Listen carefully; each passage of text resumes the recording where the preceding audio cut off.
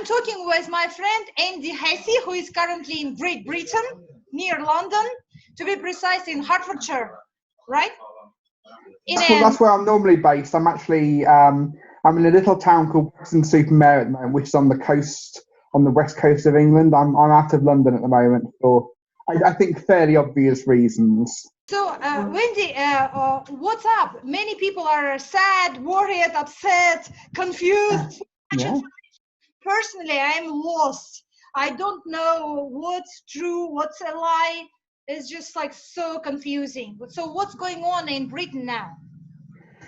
So at the moment we are in day 10 of the lockdown. So we've been told by our Prime Minister Boris Johnson not to go out.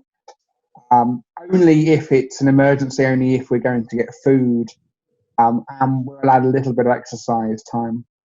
On the whole, the idea is that we all stay at home, locked away, and that way, hopefully, we stop the spread of this terrible virus.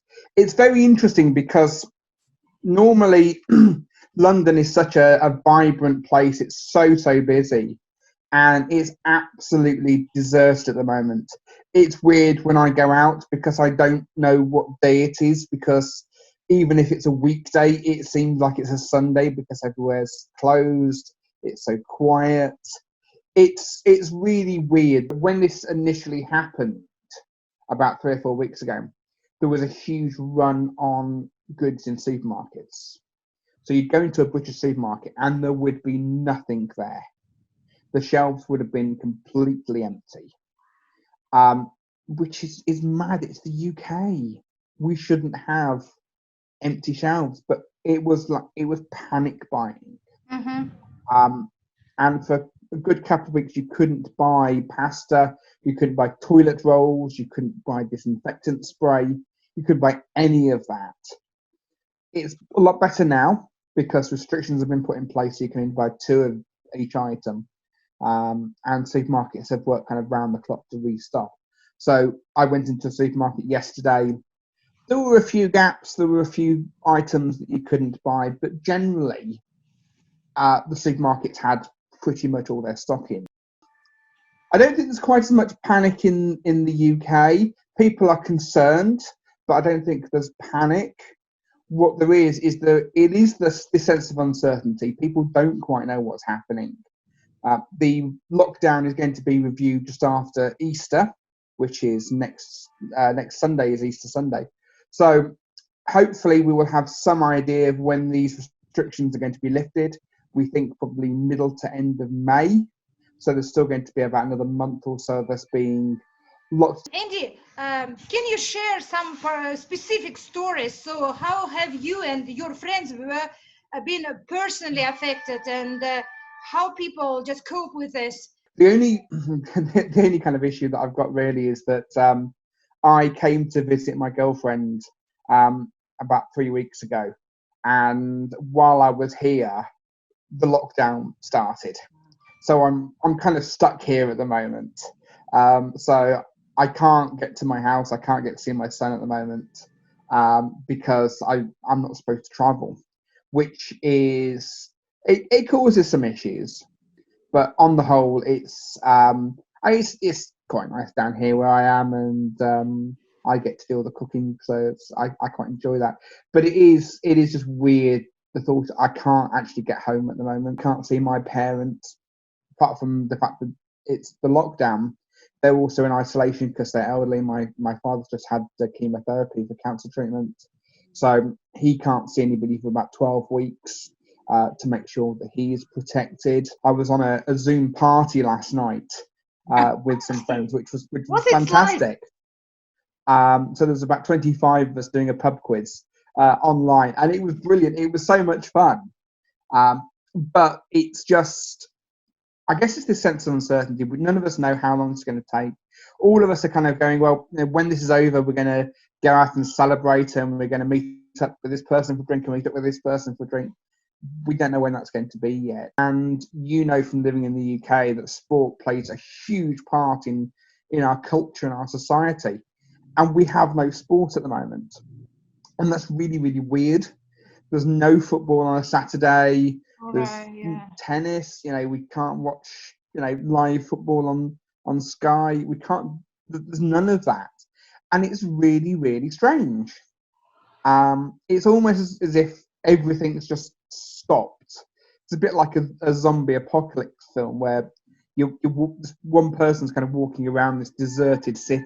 I'm mostly now in film production. I'm just stay away from TV and the journalism, but Nina is helping me with some projects, and I would like her to ask the other questions about the movies. Can you just ask Nina? Okay.